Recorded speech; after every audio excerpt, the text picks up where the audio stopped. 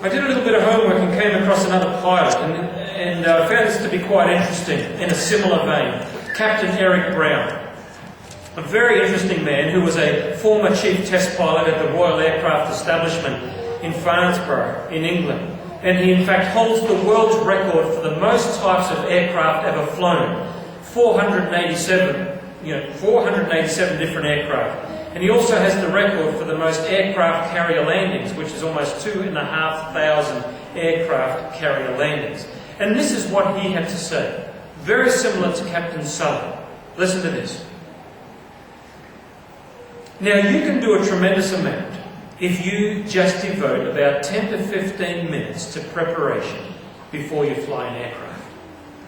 This is the vital thing if you go into flying a new type of aircraft, particularly knowing the emergencies. There is an attitude amongst pilots that emergencies are a rare occurrence. Well, hopefully that is true. But that's not to say the emergency won't happen on your first flight. And unless you're prepared for that, you're going to fiddle around. Now, I always carried with me a knee pad on which were written only the emergencies. The rest were dealt with by the colour coding, etc. in the cockpit. But I had the emergencies, and they were written so that if an emergency occurred, I didn't have to scratch around thinking, oh, what do you do here? I had it exactly in front of me. A couple of years ago, I went through a brief 3-day training session called EMST, Early Management of Severe Trauma. And what this was repetitive theory and applied training to develop skills in dealing with acute emergency management of traumas. And it was all about, has anyone ever done first aid here? Anyone done first aid training? Okay, so you'll recognise 3 letters, A, B, C. What does A, B, C stand for? A, B, C. Airway, breathing, circulation. Airway, breathing, circulation. And you think, okay, you've got all these doctors and anaesthetists and whatever in the room, and you think, okay, we're going to get to be a little bit more sort of in-depth to this, but no, guess what we did for 3 days was ABC, ABC, ABC. And you know what? There's a lot in those 3 ABCs. And we went over and over, and we learned to do some, things like doing on, sort of real sort of life stuff, venous cut downs in emergency airways and putting in chest tubes, and it's serious stuff. Now, in a spiritual way, how are you prepared to deal with emergencies on a spiritual level? Someone comes to you and says, brother, Jack, John, Shane, tell me, why are you a Seventh-day Adventist? Are you prepared for that? Can you give me a Bible study about the Sabbath? Why don't you believe in evolution? What happens when a person dies? Why are you a vegetarian?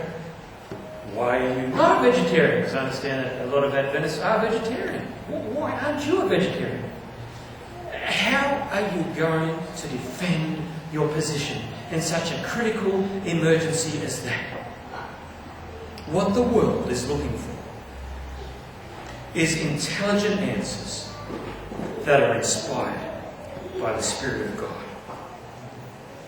Mark chapter 13 and verse 9 has this to say, but take heed to yourselves, for they shall deliver you up to councils, and in the synagogues you shall be beaten, you shall be brought before rulers and kings for my sake, for a testimony against them. And that's what that verse has to say, and I think that's absolutely true. But then 1 Peter goes on to say this, 1 Peter 3 and verse 15, but sanctify the Lord God in your hearts, and be ready always to give an answer to every man that asketh you a reason of the hope that is in you with meekness and fear. 1 John chapter 3 and verse 3, and every man that has this hope in him purifieth himself, even as he is pure. Moses perfectly illustrated this. You remember that interaction when God was calling Moses, and he says, Moses, I want you to come and lead the children of Israel out. And what was one of Moses' big excuses? I'm not good with my speech. I'm not eloquent. I'm not like my brother. I'm just lousy. And maybe it was true. But God is not interested in your eloquent speech.